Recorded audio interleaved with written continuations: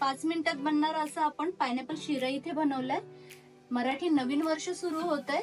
नवीन वर्षानिमित्त आपण इथे आज काहीतरी गोडधोड झालं पाहिजे। प्रत्येक महाराष्ट्रीयन घरामध्ये आपण गोडधोडचे प्रकार बनवतो।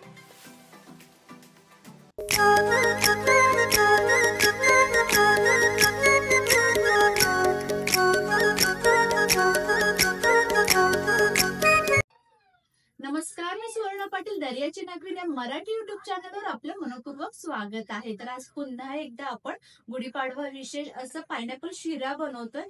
त्यासाठी मी एक पायनॅपल आणून ठेवलेलंच आहे घरात। 2 दिवसापूर्वी आणलं होतं आणि छान आता पिकलंय। अख्खे किचनभर याचा सुगंध पसरला, इतका छान गोड सुगंध येतोय, मस्त पिकलाय। सर्वप्रथम काय करायचं, याला आपण कापून घ्यायचंय आणि काय काय साहित्य घेतले ते मी तुम्हाला दाखवते। पायनॅपल शिरा बनवण्यासाठी अर्थातच इथे आपण पायनॅपल घेतले छान असं पिकलेलं, आणि ह्या वाटीच्या प्रमाणातच मी रवा घेतलाय। 2 वाटी रवा घेतलेला आहे, 1 वाटी साखर घेतलेली आहे, 1 वाटी तूप घेतलेलं आहे। माझ्याकडे ही छोटी वाटी आहे, या प्रमाणात मी घेतलेला आहे। सुके मेवे तुम्ही तुमच्या आवडीनुसार घ्या। मी इथे बदाम आणि काजू आणि मनुका घेतलेले आहेत, केशर घेतले, वेलची पूड घेतलेली आहे आणि फूड कलरचा यूज करणार आहोत आपण इथे। अगदी थोडा फूड कलर यूज करायचा आहे। सर्वप्रथम काय करायचंय, आपण हे पायनॅपल आहे ते व्यवस्थित चिरून घेऊया, म्हणजे स्लाइस करून घ्यायचे, त्याचे कापून घेऊया। मस्त पिवळा बुंद झाला बघू शकता, आणि असा सुगंध आलाय ना कापल्याबरोबर। एकदम पिकलेला असं पायनॅपल आहे।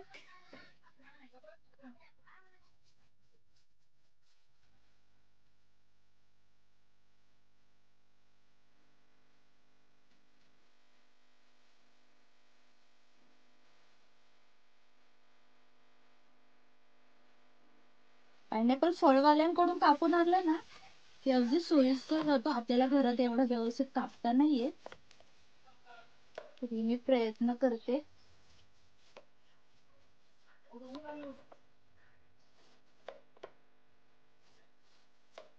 स्लाइस करून घेऊया। थोडं 5-6 स्लाइस आपल्याला इनफ होणार आहे। उरलेलं पायनॅपल आपण ठेवून घेऊया। आता हे स्लाइस आहे त्याचे बारीक बारीक तुकडे करून घ्यायचे। पायनॅपल ना एकदम असं जास्त पिकलेलं आहे, खूप छान।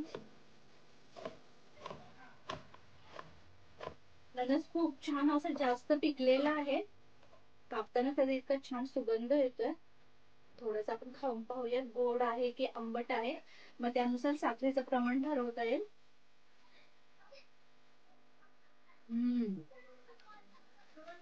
पायनॅपल खूप जास्त पिकलेला आहे म्हणून खूप जास्त गोड आहे। आपण 1 वाटीचं जे प्रमाण घेतलेलं आहे ते परफेक्ट होणार आहे या शिऱ्यामध्ये। जास्त साखर यूज करायची गरज नाही। जर तुमचं पायनॅपल थोडं कचवट असेल किंवा अति जास्त पिकलेलं नसेल, मीडियम असं पिकलेलं असेल, तर साखरेचं प्रमाण तुम्ही जरा वाढवू शकता, कारण नॅचरली असं अननस हे थोडं आंबट गोड असतं। ठीक आहे, आता आपण रेसिपीला लगेच सुरुवात करणार आहोत। तूप घालून घ्यायचंय सर्वप्रथम। मी अर्धच तूप घालून घेते आणि थोडं तूप ठेवून देते बाजूला, नंतर टाकूया। काजू फ्राय करून घ्यायचे, काजू छान असे सोनेरी रंगावर आले पाहिजे। सुके मेवे असे छान फ्राय केले ना तुपामध्ये की ते शिऱ्यामध्ये खायला खूप छान लागतात, क्रंची लागतात मस्त। बदाम घालून घेऊया। बदाम लगेच काढायचे, पण ते करपले जातील, लगेच काढून घ्यायचे पूर्ण।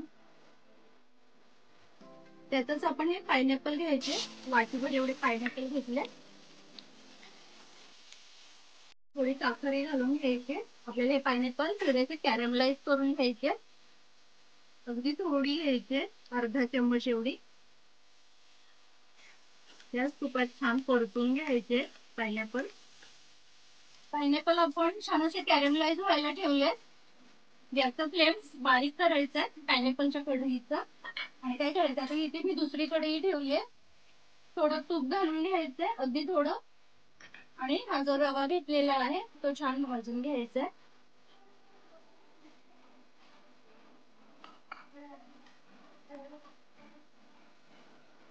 रवा तुपावर छान भाजून घेऊया. एकदमच तूप नाही घालायचं रवा भाजताना, नंतर पुन्हा घालायचंय. ठीक आहे.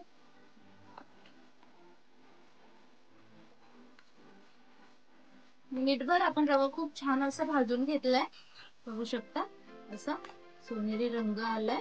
याचा फ्लेम मी बंद करून घेते रव्याचा. थोडे आपण बाजूला काढून घेऊया. आता हे जे पायनॅपल आहे ते छान सॉफ्ट होत आलंय. आपण तुपामध्येच परतलंय. अगदी सॉफ्ट झालं पाहिजे, जेणेकरून शिऱ्यामध्ये ते अगदी एकजीव झालं पाहिजे.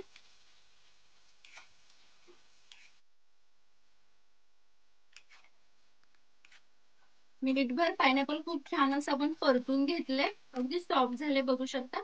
आता एक ग्लासभर पाणी घालून घ्यायचंय.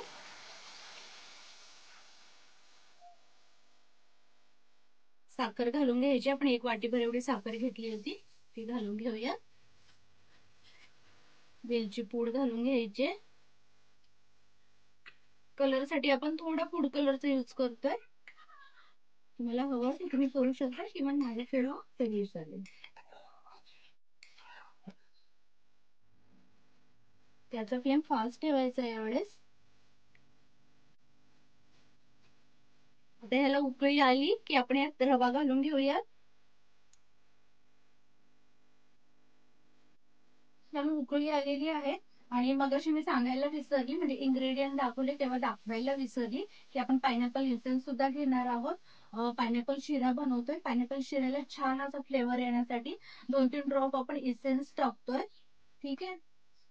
पाण्याला छान उकळी आलेली आहे, त्यात मी 2-3 ड्रॉप एवढे टाकते इसेन्स. मोजून घ्यायचे. अगदी 2-3 ड्रॉप फक्त घ्यायचे इसेन्सचे. मिक्स करून घ्यायचे. लगेचच आपण हा रवा घालून घ्यायचा. आणि या वेळेला गॅसचा फ्लेम बारीक करून घ्यायचा रवा टाकताना. ठीक आहे. छान मिक्सअप करून घेऊया.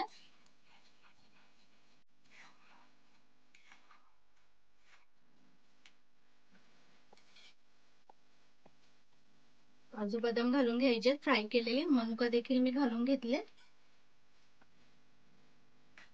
एकदा व्यवस्थित मिक्स करायचे आणि झाकण देऊन व्यवस्थित शिजू द्यायचं आहे. 2 मिनिटांनी झाकण खोलून पाहूया.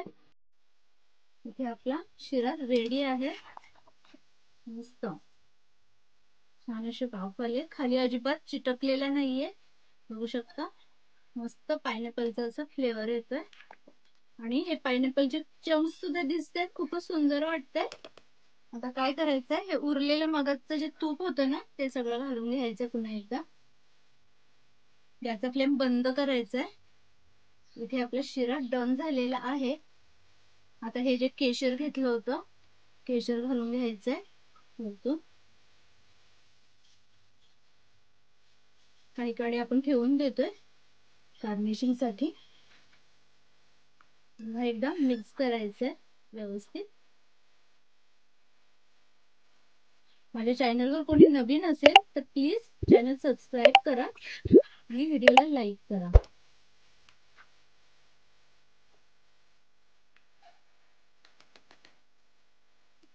गॅसचा फ्लेम बंद केलाय. 2 मिनिटांसाठी झाकण देऊन ठेवून द्यायचंय. वाफेनेच तो काय होईल, अजून फुलला जाईल. इथे आपला पायनॅपल शिरा तयार झालेला आहे. अननसाचे स्लाइस ठेवलेत मी बाजूला. आणि हे केशर ठेवलं होतं गार्निशिंग साठी, ते सुद्धा घालून घेऊयात वरतून. सुंदर वाटतं एकदम. नवीन वर्षानिमित्त आपण गोडधोड असं काहीतरी बनवायचा विचार करतो. पण काहीतरी महाराष्ट्रीयनच पदार्थ बनले गेले पाहिजेत आपल्या घरात. म्हणून आपण 2 व्हिडिओ झालेत आपले. 2 रेसिपीज झाल्यात. शिऱ्याच्या एक प्रसादाचा शिरा असा बनवलाय आपला महाराष्ट्रीयन पारंपरिक टाईप. आणि हा पायनॅपल शिरा बनवलेला आहे. माझा आजचा हा रेसिपी जर तुम्हाला आवडली असेल तर प्लीज व्हिडिओला लाईक करा, जास्तीत जास्त शेअर करा. मराठी नवीन वर्षाच्या माझ्या YouTube फॅमिलीला खूप खूप गोड शुभेच्छा. माझा आजचा पायनॅपल शिऱ्याचा रेसिपी जर तुम्हाला आवडली असेल तर प्लीज व्हिडिओला लाईक करा, जास्तीत जास्त शेअर करा.